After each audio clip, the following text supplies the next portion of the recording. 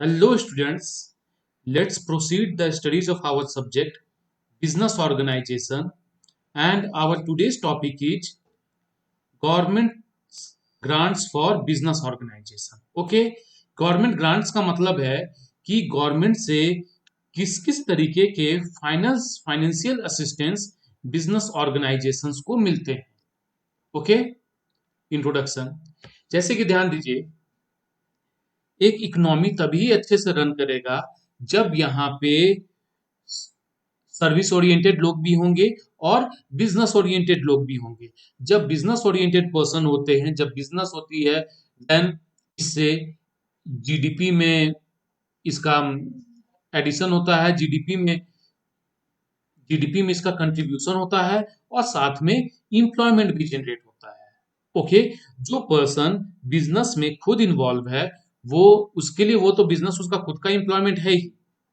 Okay, लेकिन साथ में अदर लोगों को भी यह एम्प्लॉयमेंट देता है। इसलिए गवर्नमेंट की भी नज़र में बिजनेस ऑर्गेनाइजेशंस का डेवलपमेंट होना, इस्टेब्लिश होना एक इकोनॉमी में बहुत ही जरूरी है। लेकिन जब किसी बिजनेस ऑर्गेनाइजेशन की स्थापना की बात होती है, इस्टेब्लिशमेंट की बात होती है, देन यह कोई आसान बात नहीं है। बिजनेस को इस्टेब्लिश करने के लिए अगर लोगों के पास आइडिया है, तो आइडिया है, आइडिया के साथ में और क्या चाहिए? फंड भी चाहिए। ओके, और किसी पर्सन के पास अगर फंड नहीं है लेकिन बिजनेस आइडिया है, देन गवर्नमेंट जो है उनको फाइनेंशियल असिस्टेंस प्रोवाइड करती है। ओके, अब हम लोग देखते हैं list of schemes of government for business organisation. Government की क्या क्या स्कीम है जो कि बिजनेस ऑर्गेनाइजेशन को, जिसके थ्रू ये फाइनेंशियल सपोर्ट देती है। फर्स्ट जो है, राष्ट्रीय कृषि विकास योजना, सिंपल है। Next, Aspire. नेक्स्ट है micro units development and refinance agency, मुद्रा बैंक। बहुत ही पॉपुलर नेम है, आप लोग सुनते हैं, बहुत इंपॉर्टेंट भी है। ये सारे टॉपिक्स को हम लोग अभी स्टडी करेंगे। Next, multiplier grant scheme. Next, support for international patent in electronics and information technology, SIP-EIT। Okay, first one is राष्ट्रीय कृषि विकास योजना। ओके, ये राष्ट्रीय कृषि विकास योजना जो है, यह स्कीम लॉन्च हुआ था 2007 में, लेकिन फिर से इसको 2017 में रिवैम्प किया गया। यह राष्ट्रीय कृषि विकास योजना जो है, इसमें जो एग्रीकल्चर से रिलेटेड जो पर्सन है, ओके, जो पर्सन एग्रीकल्चर करते हैं सेल करने के लिए, जैसे एग्रीकल्चर भी हमारे देश में दो तरीके से होता है। कुछ लोग खेती करते हैं सेल्फ कंजम्पशन के लिए, कुछ लोग खेती करते हैं सेल्फ कंजम्पशन के साथ साथ उस प्रोडक्ट को दूसरे लोगों को बेचने के लिए। ओके, सो इसमें राष्ट्रीय कृषि विकास योजना में जो एग्रीकल्चर और अलाइड सेक्टर है, ओके, जिसमें राष्ट्रीय कृषि विकास योजना की एक अलाइड सेक्टर की प्रोजेक्ट है रफ्तार।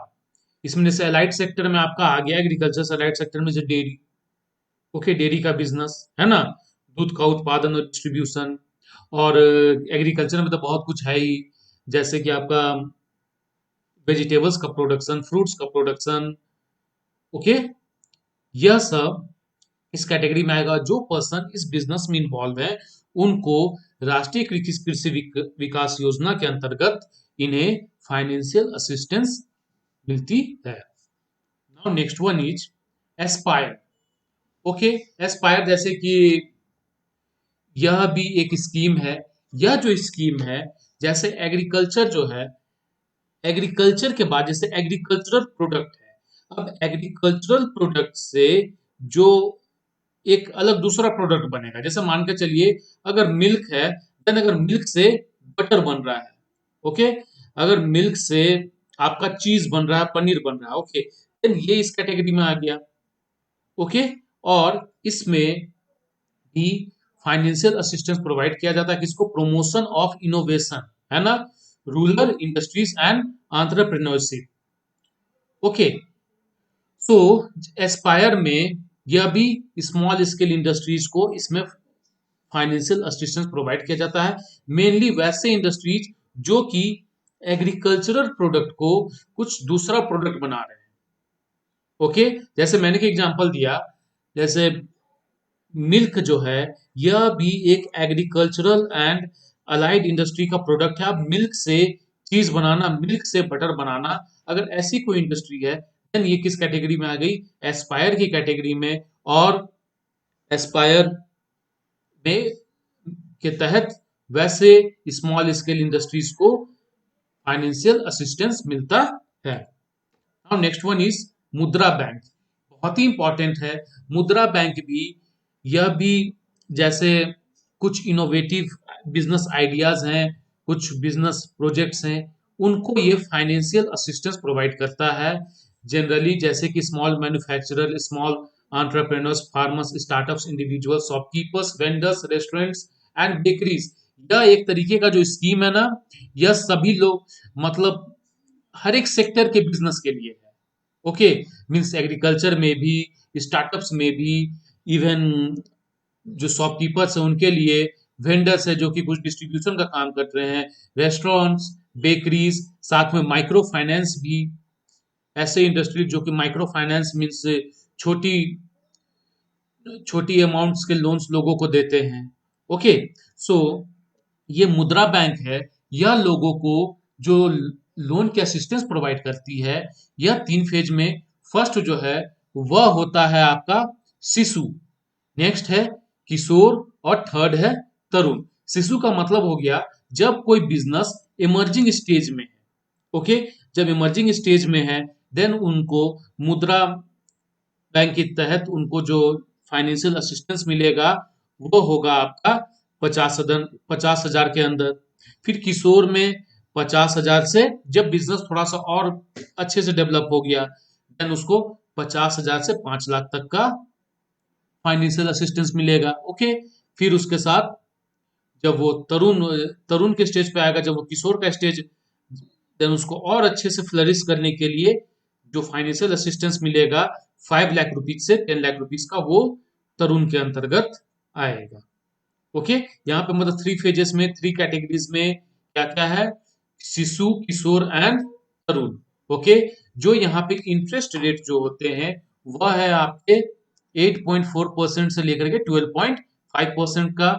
और यह जो लोन मिलता है 1 से 5 साल के अवधि के लिए। Okay, now next one is multiplier grant scheme. यह भी बहुत सिंपल है। जैसे कि अगर कोई इनोवेटिव आइडिया है, इनोवेटिव आइडिया किस फील्ड में? In the field of information and technology, then उस इनोवेटिव आइडिया को कौन सपोर्ट करती है? गवर्नमेंट सपोर्ट करती है। लेकिन एक बात और ध्यान दीजिए, जैसे कोई एक पर्सन एक अच्छे इनोवेटिव प्रोडक्ट के साथ आया है, अब उस इनोवेटिव प्रोडक्ट को मान के चलिए वो जो पर्सन है वो आईआईटी खड़गपुर का स्टूडेंट है। ओके, उसने एक इनोवेटिव मशीनरी का इन्वेंशन किया है, इनोवेशन किया है।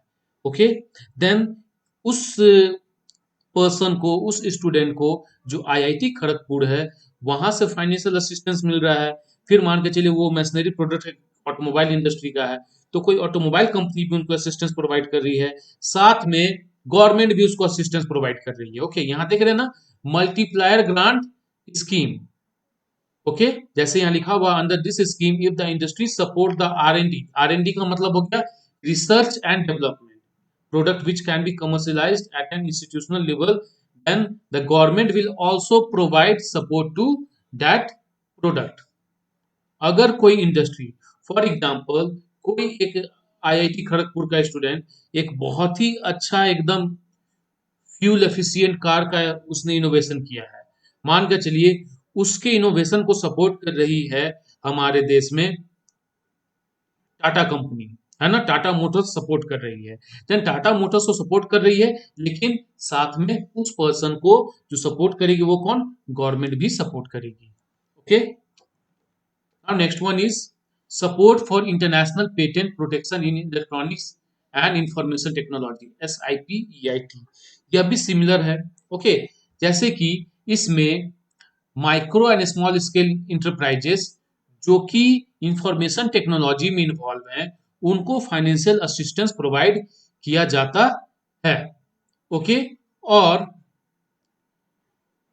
और यह units for international patents protection for their innovative work, और उनके वर्क को, जैसे कि कोई पर्सन इंफॉर्मेशन टेक्नोलॉजी के क्षेत्र में अगर एक अच्छा इनोवेशन किया है, देन उसको पेटेंट करके गवर्नमेंट के तरफ से प्रोटेक्शन भी मिलता है। ओके। यह जो एक इनिशिएटिव है किसका, ministry of electronics and information technology का, गवर्नमेंट ऑफ इंडिया का, है ना, किसके लिए, support micro and small scale enterprises. Okay.